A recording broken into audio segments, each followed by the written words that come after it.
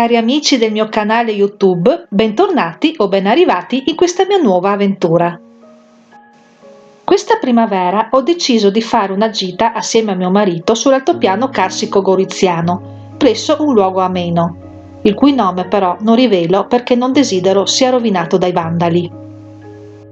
In questo video vi narrerò un po' della storia del luogo e di alcune scoperte che ho fatto e delle strane anomalie che ho intuito esserci qui e che mi hanno portato, in un secondo tempo, a una nuova visita in questo altopiano assieme a una mia cara amica, Daniela o Dani, per capire se avevo ragione o torto a pensare che qualcosa di strano c'è in quel luogo. Infatti, mentre io e mio marito camminavamo su un sentiero, ci siamo accorti che tutto attorno a noi si intravedevano delle trincee scavate durante la Prima Guerra Mondiale e oramai cadute nell'oblio, vinte dalla vegetazione, nonostante in questo altopiano scorreva la linea del fronte tra l'Italia e l'Austria e su di essa si combatté atrocemente. Ci siamo messi a camminare quindi sui prati carsici per guardare le trincee e qui ho fatto alcuni video e fotografie casomai riuscissi a registrare qualche VP o a immortalare qualche anomalia. E qualcosa effettivamente sono riuscita a immortalare.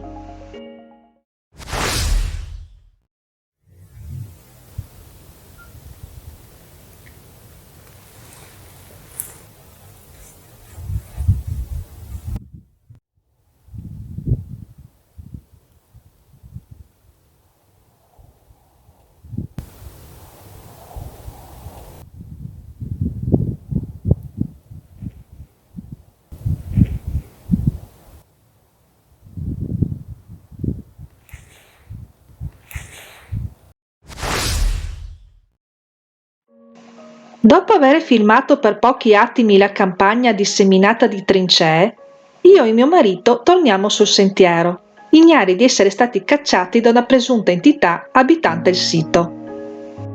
Mentre camminiamo sul sentiero, ad un tratto intravedo una piccolissima radura seminascosta dagli alberi e, incuriosita, rilascio il sentiero, inoltrandomi nella radura. Mentre avanzo, mi accorgo che, verso la fine della radura, c'è qualcosa di scuro e anomalo, che al momento non riesco a capire cos'è.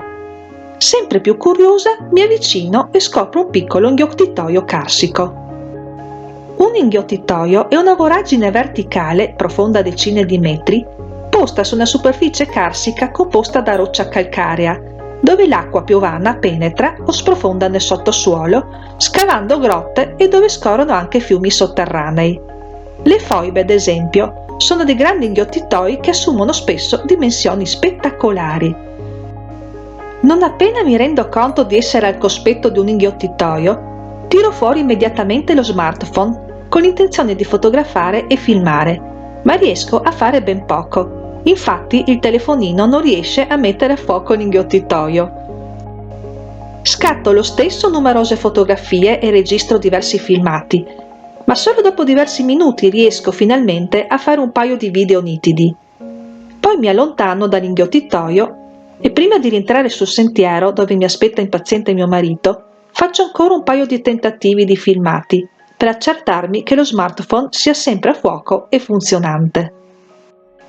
Quando torno a casa, riguardo ciò che ho fotografato e filmato e mi accorgo, con grande sorpresa, che di tutte le numerose fotografie e video effettuati nei pressi dell'inghiottitoio, solo 3 foto e un video della durata di pochi secondi sono stati salvati in memoria, che ora vi farò vedere, assieme ai video effettuati in mezzo alla radura.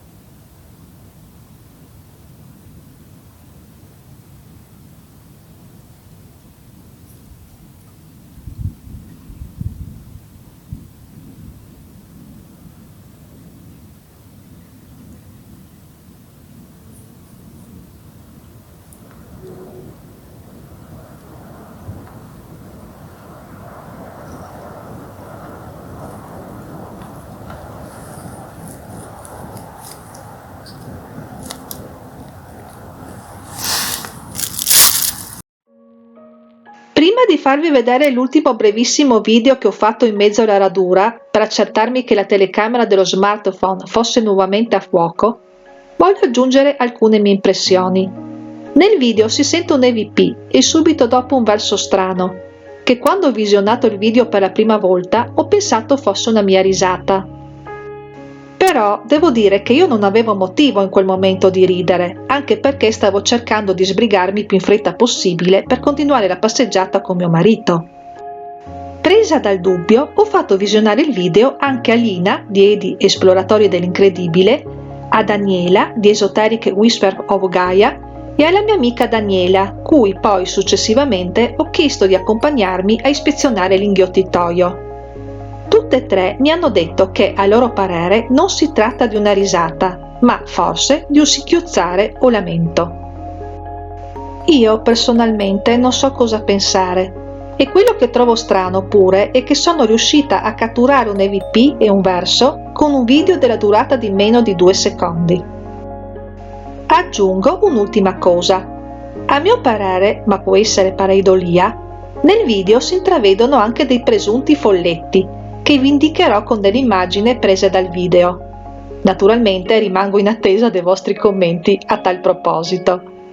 Vi lascio ora alla visione e ascolto di questo stranissimo piccolo video.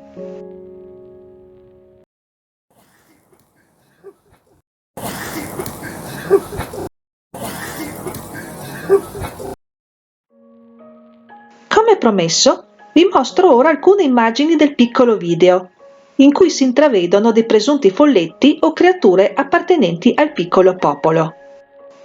Tra i tanti che sono riuscita a intravedere e che una persona esperta di folletti mi ha anche indicato, ne ho scelti 4, che a mio parere sono tra i più evidenti. Che cosa ne pensate?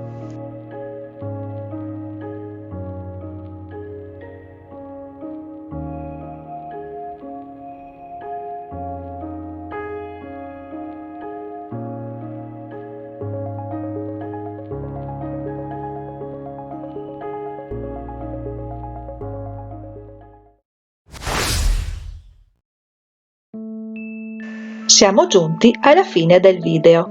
Come già avevo intuito mentre ero con mio marito, i risultati dei video effettuati durante la gita mi hanno indotto a pensare che qui ci si poteva fare un'indagine di tipo paranormale. Quindi, come già accennato prima, in questo luogo sono tornata con la mia amica Daniela o Dani per fare una passeggiata, portandomi dietro però un po' di strumentazione per vedere se saremmo state fortunate a registrare qualche anomalia. Ma quello che è avvenuto durante la nostra visita presso il sito vi sarà raccontato in un prossimo video. Un saluto gioioso a tutti!